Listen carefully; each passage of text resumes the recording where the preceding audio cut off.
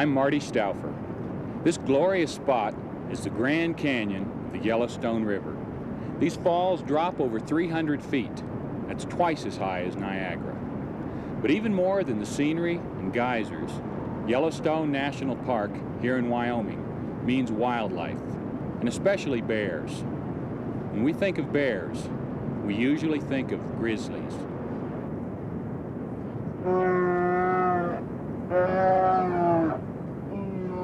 What is this creature anyway? A horrible monster or a lovable clown? Of all our ideas about animals, the grizzly is certainly the most complex and contradictory. The bear is more a creature of legends and our imaginations than of scientific fact. In the past, we persecuted and killed grizzlies with no regard for their place in nature.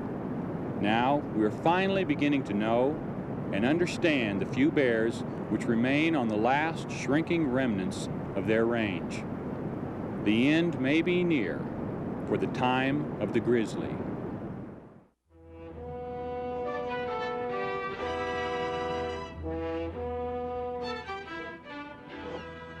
It's the largest carnivore in the world, weighing up to 800 pounds and standing 8 feet tall. It's feared by many and loved by others.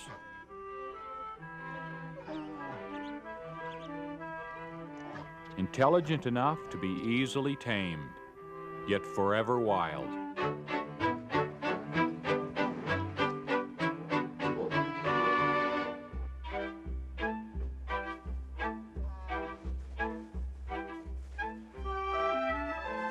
And when a cub, it's among the most playful and inquisitive in the animal world. It's the grizzly bear of North America. But how can you tell a bear is a grizzly? Many, in fact, are grizzled with long, white-tipped hair. But another color phase is blonde, sometimes almost white.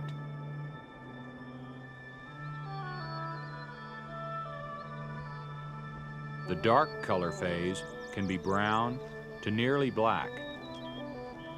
The fourth color phase is known as the bald face.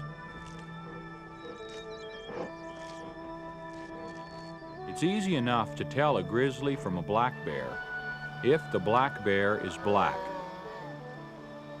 But they too can be almost any shade from light to dark. The easiest way to tell a grizzly from a black bear is by size and shape. A grizzly, seen here, is usually much bigger. It has a large shoulder hump and a dished face. The profile is much straighter on a black bear. Whatever its color, a grizzly is always eating. It is a carnivore, but it's also a vegetarian. It's often seen eating grass. More appropriately, the grizzly is an omnivore, eating anything and everything it can find. This bear is digging for ants.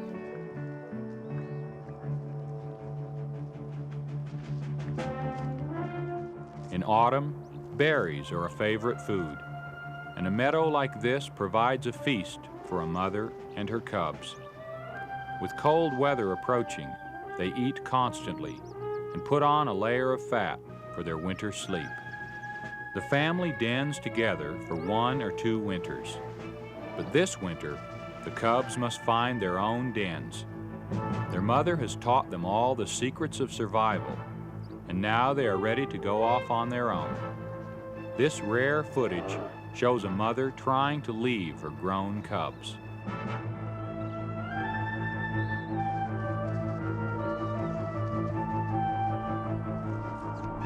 The cubs will make a den on a well-drained slope, probably under a tree with roots to hold up the dugout cave. A male bear may start to dig in September, yet not enter its den until Christmas. A female with cubs will den up much earlier.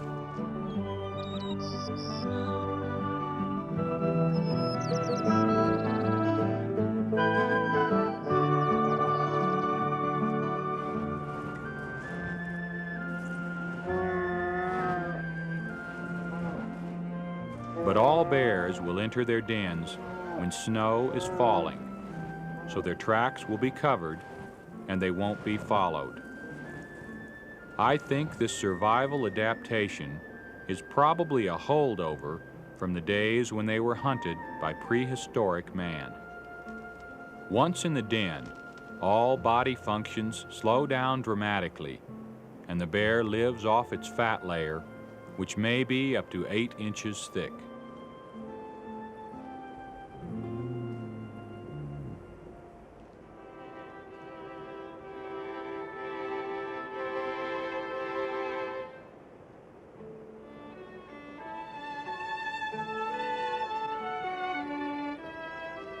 By February, a pregnant female will give birth.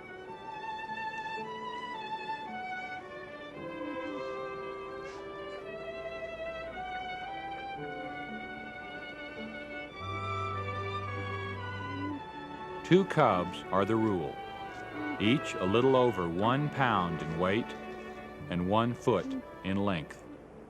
Incredibly tiny compared to their massive mother. The cubs have closed eyes, a thin covering of hair, and are able to do little more than crawl and nurse. The female bear was bred last July, but the fertilized eggs remained dormant and only started growing in the fall. This is called delayed implantation. It means that the young are born premature. They are so small, in fact, that their mother has no problem producing enough milk for them, even though she herself has not eaten for several months and is not likely to eat for several more.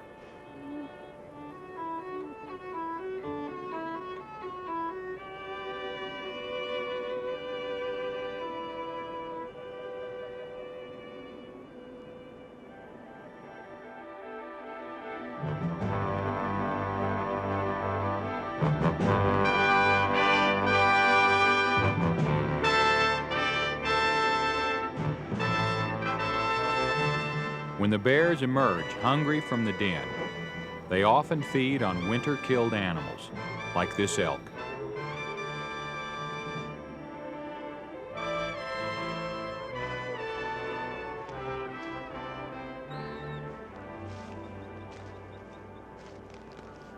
The old males emerge first, as early as March. Most come out in April, and a female with new cubs might not appear until May. For the first time, the cubs meet the outside world, and it's full of delightful surprises. High up on an alpine snowfield, even the normally serious mother grizzly joins in the fun. I've watched adult bears taking the trouble to climb a hill over and over again, just for the brief thrill of sliding down. Constant play is a vital part of every cub's education, in which the growing youngster's expanding environment is tested and explored. And exploring is what being a grizzly cub is all about. There are many other creatures to meet in the wilderness. Some, like this raccoon, are as curious and active as the cub herself.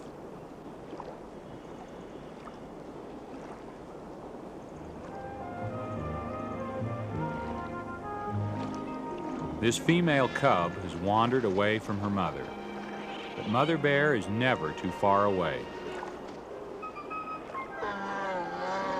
And she is usually within calling distance.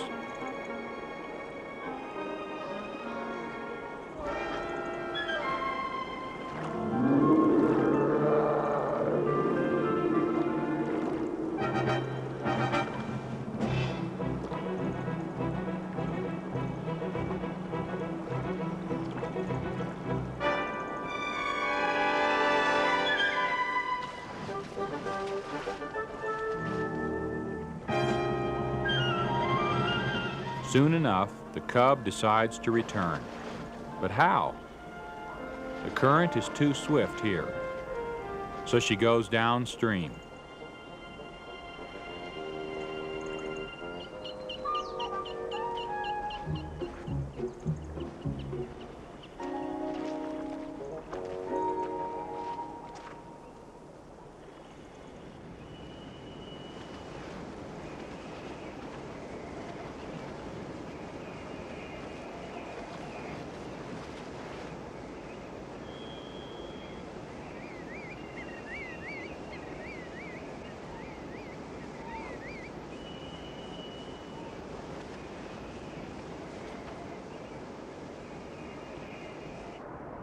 Most animals swim instinctively.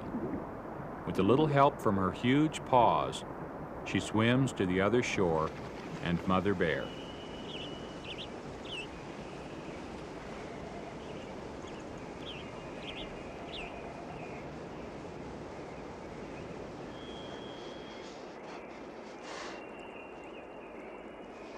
Adult grizzlies seldom come together. When two large males meet and compete for one female, the result is bound to be nothing less than spectacular.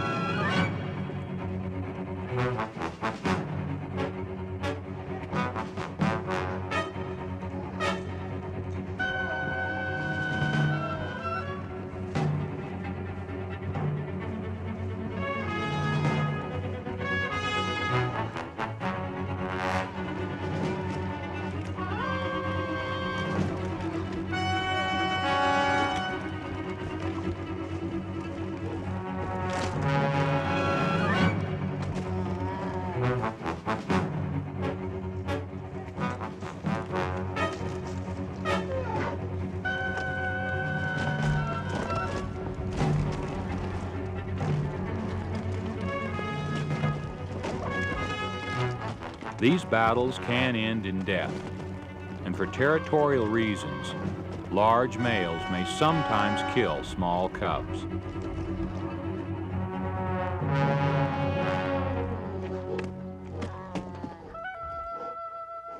The female, which is much smaller than the males, watches from a safe distance as the winner assumes a dominance posture over the loser, or subordinate bear.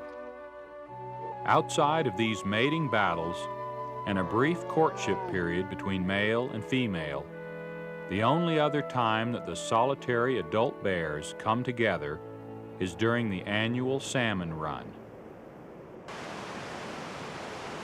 For these 6-month-old triplets, still nursing, this will be their first taste of meat.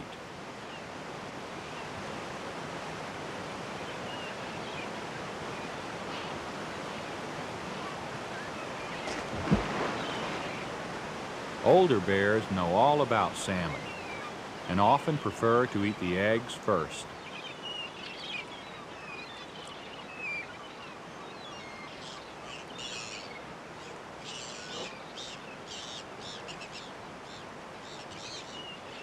They select and defend the prime fishing spots.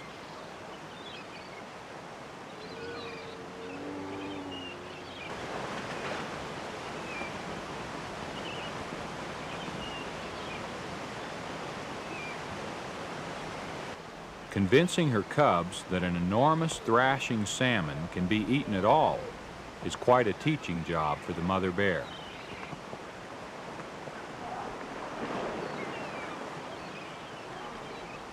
She continues to pull out fish, but her cubs want nothing to do with them.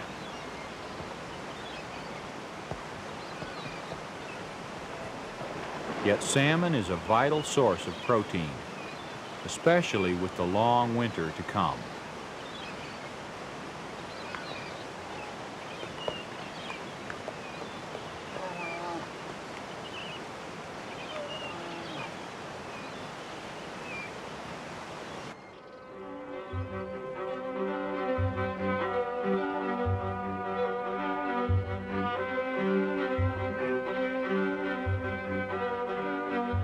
Once the fish is subdued, the cubs' curiosity and hunger overcomes their fear.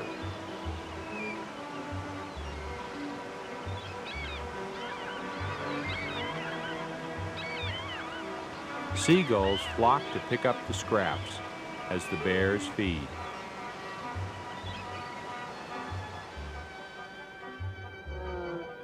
By next spring, the cubs will be ready to hunt on their own.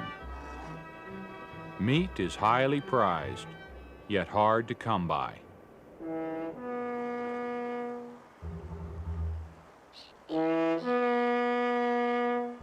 This Alaskan caribou has been severely wounded.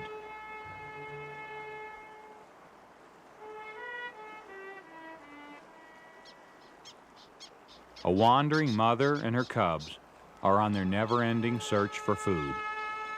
With her keen nose, she follows the scent of blood. The caribou stands its ground. It could normally defend itself well by simply running away, but its wounds force it to stay and fight.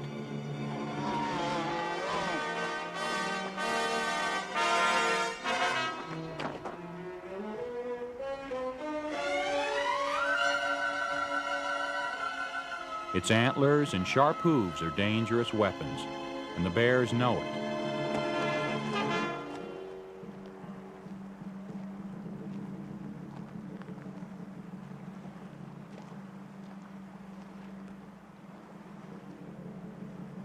You can see from her cautious approach that this mother bear has not done this sort of thing often. In fact, I think it's quite possible that she has never killed a large animal before. Bears rarely do, but in this unusual situation, her courage is strengthened because she can sense that the caribou is vulnerable.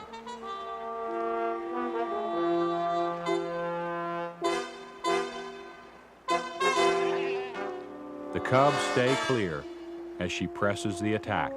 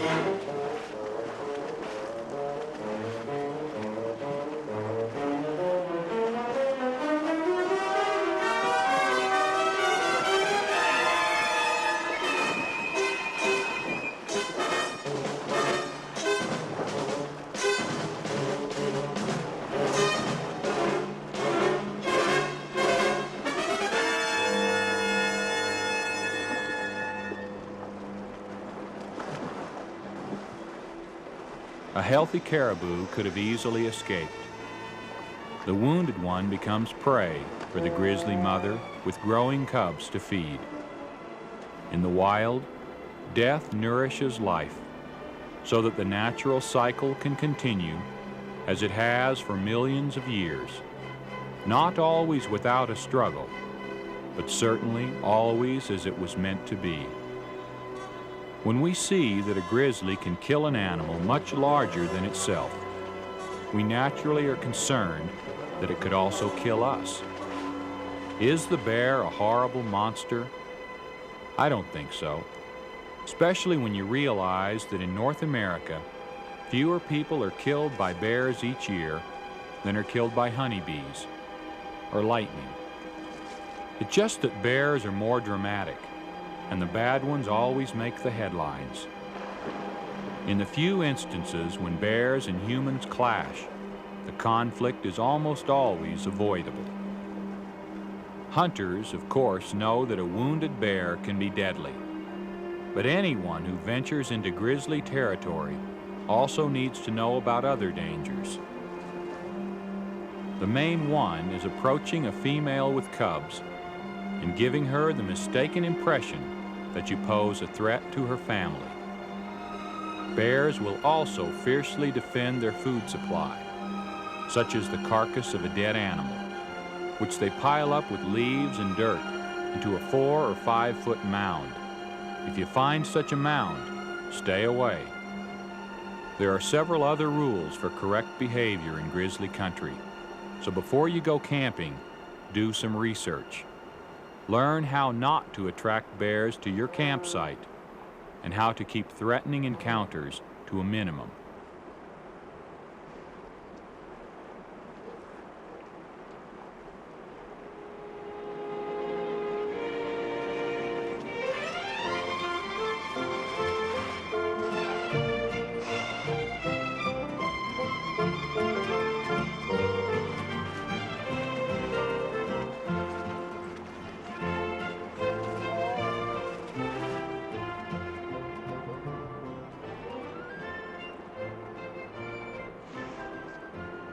Since the male is solitary, grizzly family life consists of a mother and her cubs.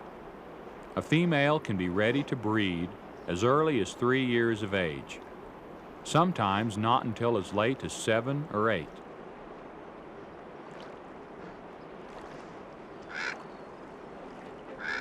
She spends several years with her cubs, caring for them and teaching them the ways of the wilderness.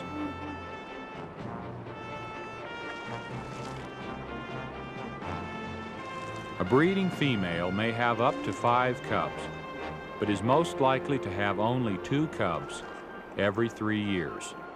Everything about a grizzly's reproduction is slow, and this makes the bear very vulnerable to changes brought about by man.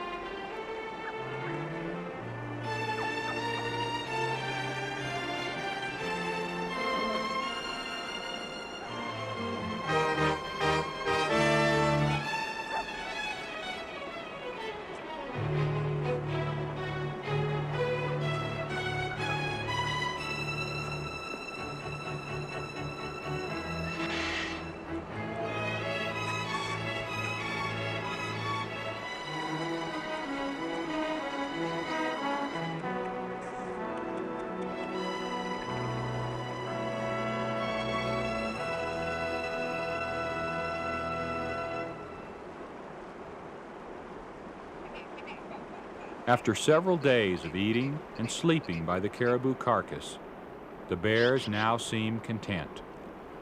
They share the meat with scavengers like this magpie.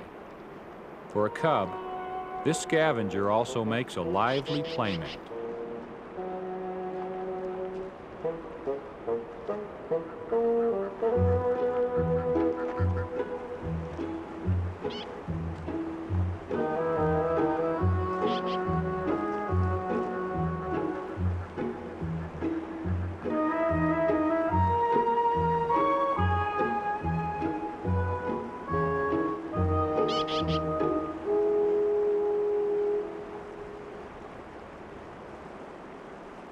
Even inanimate rocks make good toys. But soon they're back doing what grizzlies do most, eating, with some time out for more play.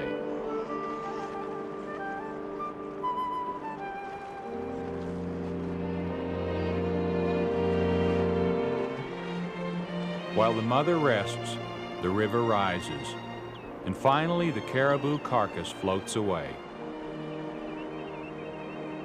The playful cubs don't seem to be bothered. The caribou was an unexpected and welcome find for them all. Now it returns to the inevitable flow of life.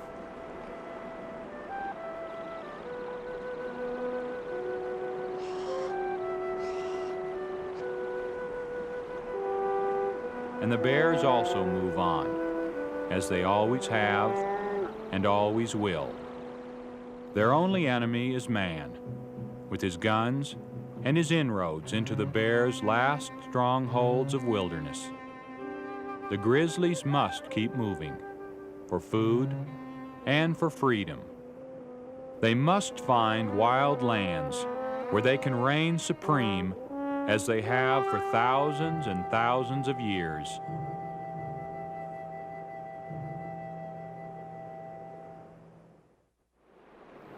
The grizzly bear was once a symbol of the Wild West. That West is gone forever, and with it, most of the bear's former range. More than any other animal, the grizzly requires large areas of undisturbed wilderness far from man. Even a small intrusion like road building can drive it away. The grizzly's last strongholds must be protected. We must learn to understand and accept this magnificent animal, even if that means that we won't be able to live or play near it. Only we can make sure that tomorrow will also be the time of the grizzly. I'm Marty Stouffer. Until next time, enjoy our wild America.